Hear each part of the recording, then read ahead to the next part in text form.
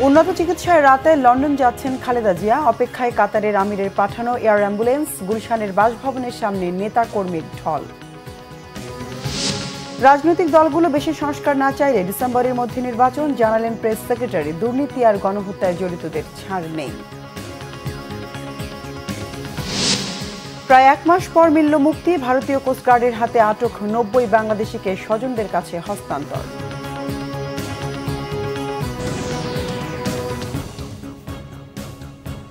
দেখছিলেন crown cement সংবাদ শিরোনাম। উন্নত চিকিৎসার জন্য আজ রাতে যুক্তরাজ্য যাচ্ছেন বিএনপি চেয়ারপারসন বেগম খালেদা জিয়া। রাত 8টায় গুলশানের বাসা থেকে বিমানবন্দরের উদ্দেশ্যে বের হবেন খালেদা জিয়া। রাত 10টায় রয়্যাল কাতার এয়ার অ্যাম্বুলেন্সে ঢাকা ছাড়বেন তিনি। দর্শক, এই মুহূর্তে বিএনপি চেয়ারপারসনের গুলশানের বাসার সামনে আছেন আমাদের বিশেষ প্রতিনিধি সিকান্দার রেমান। চলে যাচ্ছি তার কাছে।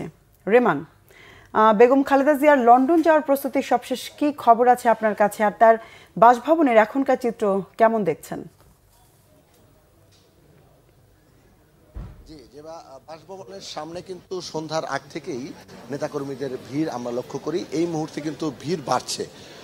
বিএনপি চেয়ারপারসন রাত 8টায় আনুষ্ঠানিকভাবে এখানে থেকে বের হবেন। এর আগে কিন্তু দলের কেন্দ্রীয় নেতারা, বিশেষ করে চিকিৎসক টিম কিন্তু এখানে এসেছেন। এর মধ্যে আমরা লক্ষ্য করছি চিকিৎসক টিম এসেছেন। টিমের দু একজন সদস্য বেগম জিয়ার সেই বাসভবনের ভিতরে প্রবেশ করেছে। আর বাইরের যে ফটক, সেই ফটকের বাইরে যেটি দেখানোর চেষ্টা করছি, সেখানে বিপুল সংখ্যক নেতাকর্মী, বিভিন্ন অঙ্গ সংগঠনের নেতাকর্মীরা কিন্তু এখানে আছেন, যারা বেগম জিয়াকে এক নজর দেখার জন্য, তাকে উন্নত চিকিৎসার জন্য বিদেশে যাওয়ার প্রাক্কালে তাকে একটু দেখার জন্য তারা কিন্তু এখানে ভিড় করেছেন। আমরা নেতাদের সঙ্গে কথা বলেছি, তারা বলেছেন তারা দোয়া করছেন যাতে বিএনপি চেয়ারপারসন দ্রুততম সময়ের মধ্যে সুস্থ হয়ে আবারও বাংলাদেশে ফিরে আসেন এবং তাদের যে আবেগের জায়গা, দীর্ঘদিন বিএনপি চেয়ারপারসন বাংলাদেশের চিকিৎসা বঞ্চিত ছিল বলে যে অভিযোগটি ছিল, এখন কিন্তু তারা বলছে যে লন্ডনের মতো জায়গায় গিয়ে উন্নত সেন্টারে বেগম জিয়ার আধুনিক চিকিৎসা হবে এবং দ্রুততম সময়ের মধ্যে তিনি সুস্থ হয়ে দেশে ফিরে আসবেন এবং এ দলের নেতৃত্ব দেবেন, এমনটাই কিন্তু প্রত্যাশা করছেন এই দলের বিপুল সংখ্যক নেতাকর্মী। আর 8টায় এখান থেকে যখন বের হবেন, পুরো পথে কিন্তু নেতাকর্মীরা এর মধ্যে জড়ো হয়েছে। যদিও দলের পক্ষ থেকে প্রেস বিজ্ঞপ্তির মাধ্যমে বলা হয়েছে রাস্তায় কোনো ধরনের প্রতিবন্ধকতা যাতে সৃষ্টি না করা হয়, ফুটপাতে নেতাকর্মীদের অবস্থানের কথা বলা হয়েছে। রাত 10টায় কিন্তু বেগম জিয়ার যে ফ্লাইটটি, সেটি রাত 10টায় যাবে লন্ডনের উদ্দেশ্যে। এই হচ্ছে বাসভবন ফিরোজা থেকে সবশেষ অবস্থা। রেমান, ধন্যবাদ আপনাকে। প্রয়োজনে আবারও যোগাযোগ করব। বিএনপি চেয়ারপারসন বেগম খালেদা জিয়ার অসুস্থতা ও জেল জীবন একই সূত্রে গাঁথা। 2018 সালে ফেব্রুয়ারিতে কারাবন্দী করা হয় তাকে। বিএসএমএমইউ হাসপাতালে গাড়ি থেকে নেমে হেঁটে ভিতরে প্রবেশ করলেও বের হন হুইল চেয়ারে। এর মধ্যে বিদেশে চিকিৎসার দাবি জানানো হলেও তৎকালীন সরকার সেই সুযোগ দেয়নি। উল্টো বয়সের দোহাই দিয়ে একরকম তাচ্ছিল্য করেন তখনকার প্রধানমন্ত্রী শেখ হাসিনা। শেষ পর্যন্ত ছাত্র জনতার অভ্যুত্থানে হাসিনা সরকারের পতনের পর সম্পূর্ণ মুক্তি পান সাবেক 3বারের প্রধানমন্ত্রী বেগম খালেদা জিয়া। মিরাজ হোসেন গাজীর রিপোর্ট। 111 সরকারের দায়ের করা বিতর্কিত এক মামলায় 2018 সালের 8 ফেব্রুয়ারি সাজা দেওয়া হয় সাবেক প্রধানমন্ত্রী বেগম খালেদা জিয়াকে। প্রথমে পুরান ঢাকার পরিত্যক্ত কারাগারে নিয়ে রাখা হয় বিএনপি চেয়ারপারসনকে। সেই বছরই অসুস্থ হয়ে পড়লে এপ্রিলে বেগম খালেদা জিয়াকে নেওয়া হয় রাজধানীর বিএসএমএমইউ হাসপাতালে। সেদিন গাড়ি থেকে নেমে হাঁটতে দেখা গেছে সাবেক প্রধানমন্ত্রীকে। আর এখন পর্যন্ত এটি ছিল বেগম খালেদা জিয়ার হেঁটে চলার শেষ দৃশ্য। এরপর ক্রমেই অসুস্থ হতে থাকেন বেগম খালেদা জিয়া। 2020 সালে করোনা সংক্রমণের ভয়াবহ পরিস্থিতিতে সরকারের নির্বাহী আদেশে বেগম খালেদা জিয়ার সাজা স্থগিত করা হয়। 25 মার্চ বেগম জিয়াকে যখন হাসপাতাল থেকে বের করা হচ্ছিল, তখন তিনি ছিলেন খুবই অসুস্থ। হাঁটা চলার মতো পরিস্থিতিও ছিল না তাঁর। হুইল চেয়ারে করে তোলা হয় গাড়িতে। সেই অবস্থায় নেতাকর্মী বেষ্টিত হয়ে গুলশানের বাসভবন ফিরোজায় পৌঁছান তিনি। এরপর থেকেই সরকারের শর্ত অনুযায়ী বাসায় থেকে দেশেই চিকিৎসা নিতে হয় সাবেক 3বারের প্রধানমন্ত্রীকে। এর মধ্যে পরিবার ও দলের পক্ষ থেকে বিদেশে উন্নত চিকিৎসার দাবি জানানো হলেও সরকার বারবার নাকচ করে দেয়। মানে একটা নাকি যায় তার লিভার নাকি পচে শেষ। তো লিভার সাধারণত পচলে মানুষ কি বলে সেটা আমি মুখ দিয়ে বলতে চাই না। কি খেলে তাড়াতাড়ি লিভার পচে সেটা তো সবাই জানেন। রাখে আল্লাহ, মারে কে? আর মারে আল্লাহ, রাখে কে? তখন আমার বেলায় সেটা হচ্ছে যে রাখি আল্লাহ মারে কি। বাসায় থাকা অবস্থায় গুরুতর অসুস্থ হয়ে পড়লে তাকে নেওয়া হয় রাজধানীর এভার কেয়ার হাসপাতালে। 2021 সালের এপ্রিলে করোনা আক্রান্ত হন বেগম জিয়া। সেই সাথে শরীরে বাসা বাঁধে আরও কিছু গুরুতর রোগ, দেখা দেয় নানা জটিলতা। চিকিৎসকরাও বারবার সুপারিশ করেন বেগম খালেদা জিয়াকে বিদেশে বিশেষায়িত হাসপাতালে চিকিৎসার জন্য পাঠাতে। প্রথম টেম্পোরারি পেসমেকার, পরবর্তীতে পার্মানেন্ট পেসমেকার লাগিয়ে আজকে এই মুহূর্তে উনি ক্রিটিক্যাল কেয়ার ইউনিটে। এর মধ্যে লন্ডনে অবস্থান করা ছেলে তারেক রহমান বিভিন্ন রাজনৈতিক কর্মসূচিতে মায়ের চিকিৎসা ও মুক্তির জন্য দেশবাসীর কাছে দোয়া চান। আকুল আবেদন জানাই আমার নিরপরাধ মায়ের মুক্তির সাহায্যে। জি, আমি সেই খালেদা জিয়ার কথা বলছি যে খালেদা জিয়া এই দেশের মেয়েদের জন্য বিনামূল্যে শিক্ষার ব্যবস্থা করেছিলেন। আর দেশেও দলীয়ভাবে বেগম খালেদা জিয়ার মুক্তি ও উন্নত চিকিৎসার জন্য বিদেশে পাঠানোর দাবিতে পালন করা হয় দেশব্যাপী নানা কর্মসূচি। দেশনেত্রী বেগম খালেদা জিয়া যে গণতন্ত্রের, তিনি হচ্ছেন একজন অতন্ত্র প্রহরী আপসীন নেত্রী, যিনি এখনো লড়াই করে চলেছেন। তার মুক্তি গণতন্ত্রের মুক্তি, তার মুক্তি রাষ্ট্রের মুক্তি, স্বাধীনতার মুক্তি। বন্ধু, টানা গত ৬-৭টি বছর বেগম খালেদা জিয়ার চিকিৎসা নিয়েই ছিল দেশের বড় রাজনৈতিক দল বিএনপির অন্যতম দুশ্চিন্তা। নানা আন্দোলন সংগ্রামেও নিশ্চিত করা যায়নি দলীয় প্রধানের বিদেশে চিকিৎসা। ৫ আগস্ট ছাত্র জনতার অভ্যুত্থানে শেখ হাসিনা ক্ষমতা ছেড়ে ও দেশ ছেড়ে পালিয়ে যাওয়ার পর খালেদা জিয়ার বন্দি জীবনের অবসান হয়। এরপরই দল ও পরিবারের পক্ষ থেকে বিদেশে চিকিৎসার জন্য বেগম খালেদা জিয়াকে পাঠানোর দিনক্ষণ চূড়ান্ত হয়। মিরাজ হোসেন গাজী, বাংলা ভিশন, ঢাকা। দর্শক, রাজধানীর বনানীর কাকুলি মোড়ে আছেন আমাদের বিশেষ প্রতিনিধি মুহিবুল্লাহ মুহিব। আমরা এখন সরাসরি কথা বলবো তার সাথে। মুহিব, বনানী এলাকায় নেতাকর্মীরা কি জড়ো হয়েছেন, কি বলছেন তারা? যেবা আসলে বেগম খালেদা জিয়ার বিদেশে চিকিৎসার যে বিষয়টি, সেটি কিন্তু অনেক দিনের আলোচনা এবং অনেক দিনের পর, অর্থাৎ বেগম খালেদা জিয়া চিকিৎসার জন্য আজকে যাচ্ছেন যুক্তরাজ্যে, এবং যে কারণেই নেতাকর্মীদের মধ্যে এক ধরনের উচ্ছ্বাস, উদ্দীপনা, আনন্দ বিরাজ করছে। স্বভাবতই ইতিমধ্যেই বিশেষ করে বনানী থেকে এয়ারপোর্ট পর্যন্ত এই যে মহাসড়কটি রয়েছে, সেই মহাসড়কের দুই পাশে নেতাকর্মীদের বিপুল পরিমাণ উপস্থিতি আমরা লক্ষ্য করছি, এবং তারা এক নজর বেগম খালেদা জিয়াকে দেখার জন্য তারা কিন্তু সমবেত হয়েছেন। করে পেরেছেন সে জন্য বেগম খালেদা সেই যাত্রা শেষে, চিকিৎসা শেষে সুস্থ হয়ে তিনি আবার বাংলাদেশে ফিরবেন, এমন প্রত্যাশার কথা তাদের নেতাকর্মীদের মুখে রয়েছে। আপনি নিশ্চয়ই জানেন যে গত 15 বছর নানানভাবে নির্যাতনের শিকার বেগম খালেদা জিয়া। অসুস্থ খালেদা জিয়াকে বিদেশে চিকিৎসা নেওয়ার জন্য আওয়ামী লীগ সরকারের কাছে বারবার আবেদন করেও কিন্তু তার সেই চিকিৎসার সুযোগ গত সরকার দেয়নি। এরপরে বিশেষ করে 5 আগস্টের গণ অভ্যুত্থানের পর বেগম খালেদা জিয়ার সব ধরনের মামলা যেহেতু নিষ্পত্তি হয়ে যায়, এবং একই সঙ্গে তার চিকিৎসা সহ বাইরে যেতে তার কোনো বিধিনিষেধ নেই, এবং এমন পরিস্থিতিতে তিনি বিশেষ করে বিএনপির ভারপ্রাপ্ত চেয়ারম্যান তারেক রহমানের সাথে 7 বছর পরে তার সাক্ষাৎ হতে যাচ্ছে।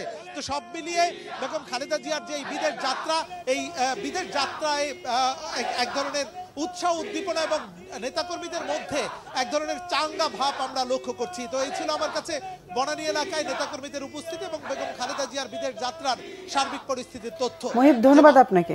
দর্শক, জানলাম বনানী এলাকার পরিস্থিতি। এবার একটু জানার চেষ্টা করব বিমানবন্দরের পরিস্থিতি। দর্শক, হযরত শাহজালাল আন্তর্জাতিক বিমানবন্দরে আছেন আমাদের রিপোর্টার শুভ মাহফুজ। আমরা এখন সরাসরি কথা বলবো তার সাথে।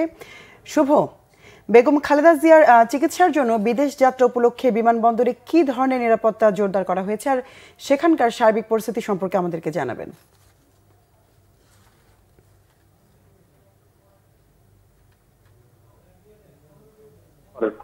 বেগম খালেদা জিয়া যে চিকিৎসাকেন্দ্রে যে আন্দোলন বিএনপি করেছে 6 বছর যাবৎ, সেই আন্দোলনের অবসান অবশেষে ঘটতে যাচ্ছে। কিছুক্ষণ পরেই বিমানবন্দরে আসবেন বিএনপি চেয়ারপারসন বেগম খালেদা জিয়া। আমরা জানতে পেরেছি রাত 8টার মধ্যে তিনি রওনা দিবেন। এখানে আমরা বিকেল 4:30 থেকেই অবস্থান করছি।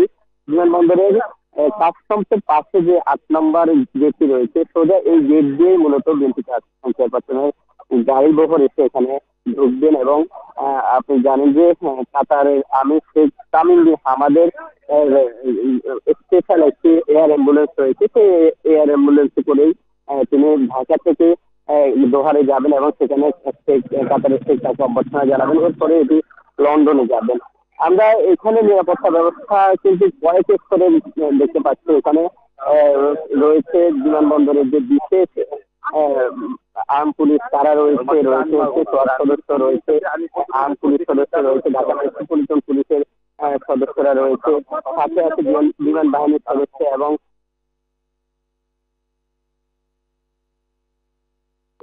সব সদস্য কিন্তু এখানে রয়েছে। অর্থাৎ তাকে নিরাপদ ভাবে যাতে বিমানবন্দর ত্যাগ করতে দেওয়া যায় সেই ধরনের যে ধরনের প্রস্তুতি নেওয়ার দরকার, সব ধরনের প্রস্তুতি এখানে নেওয়া হয়েছে। কোনো অপ্রীতিকর ঘটনা বা পরিস্থিতি যাতে তৈরি না হয় সে ব্যাপারে সবাই কিন্তু সতর্ক অবস্থানে রয়েছে। এই ছিল। শুভ ধন্যবাদ আপনাকে। দর্শক, বিমানবন্দরের পরিস্থিতি জানলাম সহকর্মী শুভ মাহফুজের কাছ থেকে। চলে যাচ্ছি অন্যান্য প্রসঙ্গে। রাজনৈতিক দলগুলো একমত হলে আগামী ডিসেম্বরে জাতীয় নির্বাচন অনুষ্ঠান সম্ভব মনে করেন প্রধান উপদেষ্টার প্রেস সচিব শফিকুল আলম।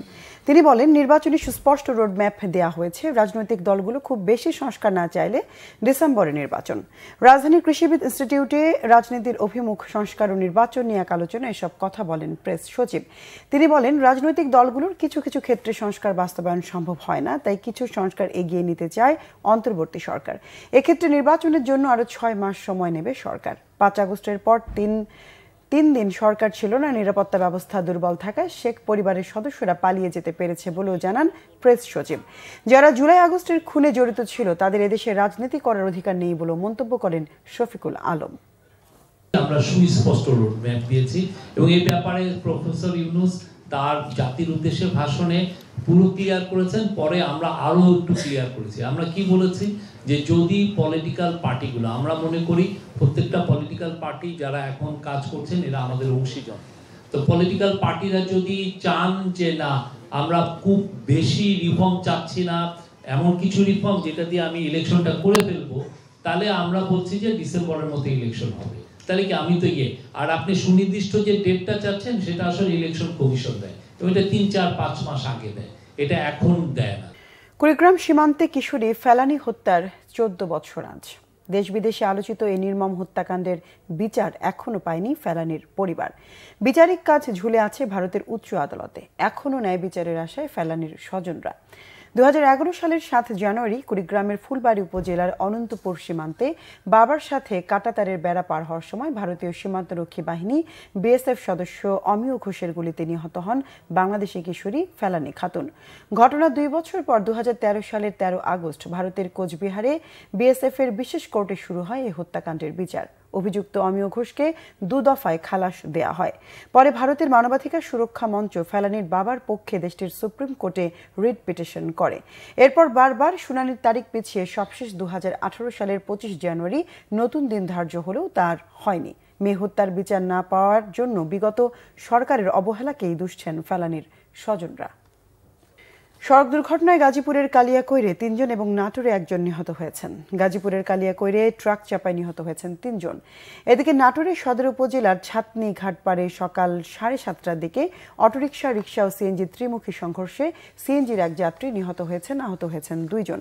পুলিশ জানায়, মাছদিঘার দিক থেকে অটোরিকশা একটি রিকশা যাত্রী নিয়ে নাটোর শহরের দিকে যাবার পথে বিপরীত দিক থেকে আসা দ্রুত গতির সিএনজি ওই দুটি বাহনকে ধাক্কা দেয়। এ সময় দুমড়ে মুচড়ে যায় 3টি বাহনই। হতাহতদের উদ্ধার করে স্থানীয় সদর হাসপাতালে নিলে 1 জন মারা গেছেন বলে জানান চিকিৎসক। স্বজনদের কাছে হস্তান্তর করা হয়েছে ভারতীয় কোস্টগার্ডের হাতে আটক 90 বাংলাদেশিকে। বঙ্গোপসাগরে মাছ ধরার সময় ভারতীয় কোস্টগার্ডের হাতে আটক হন তারা। সকালে চট্টগ্রামের পতেঙ্গায় পৌঁছান 90 মাঝি মাল্লা ও ট্রলারের কর্মচারীরা। পরে তাদেরকে পরিবারের কাছে হস্তান্তর করে কোস্টগার্ড।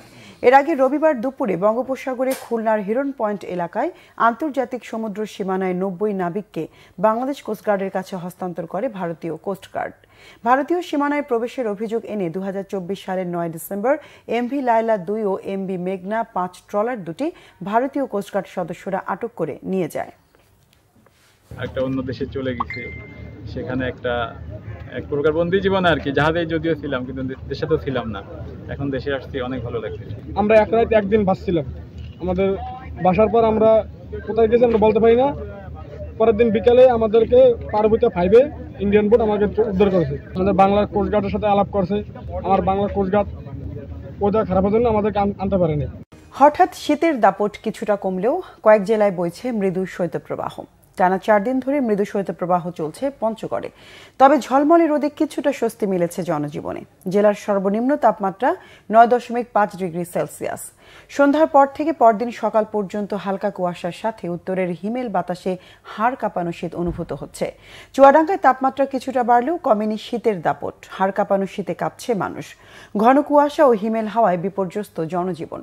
বিপাকে খেটে খাওয়া ছিন্নমূল মানুষ। হাসপাতালে বাড়ছে শীতজনিত রোগীর সংখ্যা।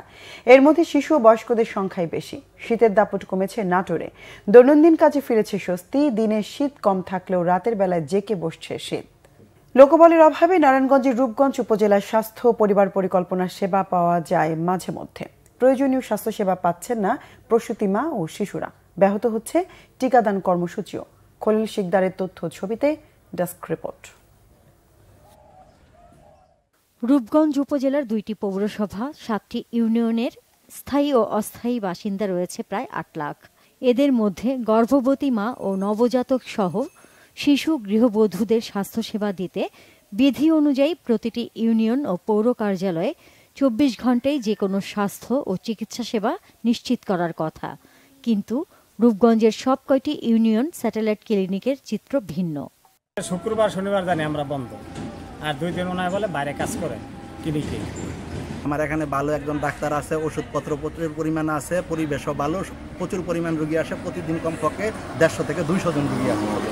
সরকারিভাবে বরাদ্দ আসে নাই, সেই কারণে আমি নিজস্ব কোনো অফিসে এখন পর্যন্ত বসতে পারিনি। পরিদর্শকদের ম্যানেজ করে কতিপয় অসাধু কর্মচারীর সহায়তায় ওষুধ ও নানা সরঞ্জাম সরিয়ে নেওয়ার অভিযোগ রয়েছে। 21 ডিসেম্বর উপজেলার দাউদপুর ইউনিয়ন পরিবার পরিকল্পনা অফিসের দ্বিতল ভবনের উপরে দেখা যায় 7 দিনই 24 ঘণ্টা খোলা থাকার নোটিশ। নিচে প্রধান ফটকে চোখ পড়তেই দেখা যায় 2টি কক্ষে তালা ঝুলানো। একই চিত্র মুরাপাড়া ইউনিয়ন সেন্টারেও। নিজস্ব ভবন নেই বলে উপজেলা পরিষদের পুরনো গোডাউনের একটি কক্ষে সপ্তাহে 1-2 দিন সেবা দেয়া হয়, তাও মাঝে মধ্যে। এ ইউনিয়নে স্যাটেলাইট ক্লিনিকের জন্য 30 শতক জমি থাকলেও করা হয়নি ভবন। ভোলাবো ইউনিয়ন কেন্দ্রে চিকিৎসক নার্স সহ সবকটি পদ শূন্য। একইভাবে রূপগঞ্জ সদর, কাঞ্চন পৌরসভা, গোলাকান্দাল ইউনিয়নেও 4টি করে পদ শূন্য অবস্থায় আছে। শূন্যপদ পূরণের জন্য আমরা চাহিদা বিভিন্ন সময় অধিদপ্তরে প্রেরণ করেছি এবং সেখান থেকে আমাদের ঊর্ধ্বতন কর্মকর্তা কর্তৃক আমরা জেনেছি যে শূন্যপদ অচিরেই পূরণ করা হবে। আমাদের প্রত্যেকটা সেন্টারেই থাকার কথা sub assistant community medical officer, FWV, pharmacist, অ্যাম্বুলেন্সিস্ট এবং আয়া, কিন্তু শূন্য পদের কারণে দেখা যাচ্ছে দীর্ঘদিন বিভিন্ন নিয়োগ বন্ধ। উপজেলা ও ইউনিয়ন পর্যায়ের এসব স্বাস্থ্য কেন্দ্রে 24 ঘণ্টা সেবা নিশ্চিতের দাবি স্থানীয়দের। Bangla vision news desk. দেশের বিভিন্ন জায়গার আরও কিছু খবর নিয়ে এখন একটি ডেস্ক রিপোর্ট। ফ্যাসিবাদী ব্যবস্থার সম্পূর্ণ বিলোপ, নতুন রাজনৈতিক বন্দোবস্ত বিনির্মাণ এবং জুলাই বিপ্লবের ঘোষণাপত্রে জন আকাঙ্ক্ষা অন্তর্ভুক্তির দাবিতে খুলনায় বিক্ষোভ মিছিল হয়েছে। বিকালে বৈষম্য বিরোধী ছাত্র আন্দোলন খুলনার উদ্যোগে এ মিছিল হয়। রাঙামাটির গণমাধ্যম সংস্কার কমিশনের সাথে 3 পার্বত্য জেলার সাংবাদিকদের মতবিনিময় সভা হয়েছে। এতে 3 পার্বত্য জেলার বিভিন্ন প্রিন্ট এবং ইলেকট্রনিক মিডিয়ার 80 জন গণমাধ্যম কর্মী অংশ নেন। টাঙ্গাইলের ঘারিন্দা ইউনিয়নের কেন্দ্রীয় বিএনপির প্রচার সম্পাদক সুলতান সালাউদ্দিন টুকুর পক্ষ থেকে সুবিধা বঞ্চিতদের মাঝে শীত বস্ত্র বিতরণ করা হয়েছে। জেলার শতাধিক মানুষ এ সুবিধা পান। ব্রাহ্মণবাড়িয়ার শীতার্তদের মাঝে কম্বল বিতরণ করা হয়েছে। ব্রাহ্মণবাড়িয়া প্রেস ক্লাবের 3 শতাধিক মানুষ এ সহায়তা পান। ঝালকাঠির প্রতিবন্ধী ও অটিজম শিশুদের মাঝে কম্বল বিতরণ করা হয়েছে। ফকিরবাড়ি সড়কের বিদ্যালয়ের মাঠে এ সহায়তা দেয়া হয়। এদিকে কুড়িগ্রামের রাজারহাট উপজেলার 1000 শীতার্তদের মাঝে গরম কাপড় বিতরণ করা হয়েছে। এছাড়া গাইবান্ধা সড়কের ব্রিজ রোডের সিএনজি স্টেশনের অসহায়দের মাঝে শীতবস্ত্র ও শীতকালীন শাকসবজি বিতরণ করা হয়েছে। রংপুরের তিস্তা নদী খননের দাবিতে আগামী 8 মার্চ ঢাকায় জাতীয় প্রেস ক্লাবে কনভেনশন করবে রংপুর বিভাগ বৈষম্য নিরসন আন্দোলন। সকালে স্থানীয় একটি হোটেলে গণমাধ্যম কর্মীদের সাথে মতবিনিময় সভায় এই উদ্যোগের কথা জানান ঢাকা বিশ্ববিদ্যালয়ের অধ্যাপক ও রাজনৈতিক বিশ্লেষক ডক্টর আব্দুল্লাহ আল মামুন। চাঁপাইনবাবগঞ্জের 2 কৃষক হত্যায় জড়িতদের গ্রেফতারের দাবিতে টাউন ক্লাব মিলনায়তনে সংবাদ সম্মেলন করেছে নিহতের স্বজনরা। গাজীপুরের সন্ত্রাস, চাঁদাবাজি, ছিনতাই ও মাদক বিরোধী বিক্ষোভ মিছিল করেছে বিএনপি। পরে জেলা বিএনপির দলীয় কার্যালয়ে হয় আলোচনা সভা। সাতক্ষীরার আশাশুনিতে সিএস ম্যাপ অনুযায়ী মরিচা নদীর খননের দাবিতে মানববন্ধন করেছে গ্রামবাসী। আশাশুনি উপজেলার চাপড়া মাধ্যমিক বিদ্যালয়ের সামনে এ কর্মসূচি পালন করা হয়। নওগাঁর বিএসডিসি বীজ ও সার ডিলার অ্যাসোসিয়েশনের ত্রিবার্ষিক সাধারণ সভা হয়েছে। শহরের ঢাকা বাস স্ট্যান্ড এলাকায় এ সভা হয়। শর্মিলা কেয়া, বাংলা ভিশন নিউজ ডেস্ক। সংবাদ শেষ করব ক্রাউন সিমেন্ট শিরোনামগুলো আরেকবার জানিয়ে। উন্নত চিকিৎসায় রাতে লন্ডন যাচ্ছেন খালেদা জিয়া। অপেক্ষায় কাতারের আমিরের পাঠানো এয়ার অ্যাম্বুলেন্স। গুলশানের বাসভবনের সামনে নেতাকর্মীর ঢল। রাজনৈতিক দলগুলো বেশি সংস্কার না চাইলে ডিসেম্বরের মধ্যে নির্বাচন, জানালেন প্রেস সেক্রেটারি। দুর্নীতি আর গণহত্যায় জড়িতদের ছাড় নেই।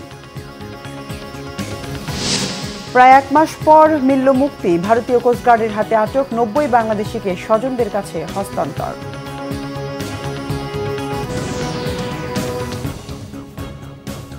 দর্শক, ছিল এখনকার মতো। পরের সংবাদ সন্ধ্যা 7:30টায় দেখার আমন্ত্রণ রইল। এছাড়া বাংলা ভিশন সংবাদ ও সংবাদ সংশ্লিষ্ট অনুষ্ঠান দেখতে ভিজিট করুন www.bvnews24.com ও facebook.com/banglavisionnews এবং সাবস্ক্রাইব করুন youtube.com/banglavisionnews। এতক্ষণ সঙ্গে থাকায় ধন্যবাদ সবাইকে।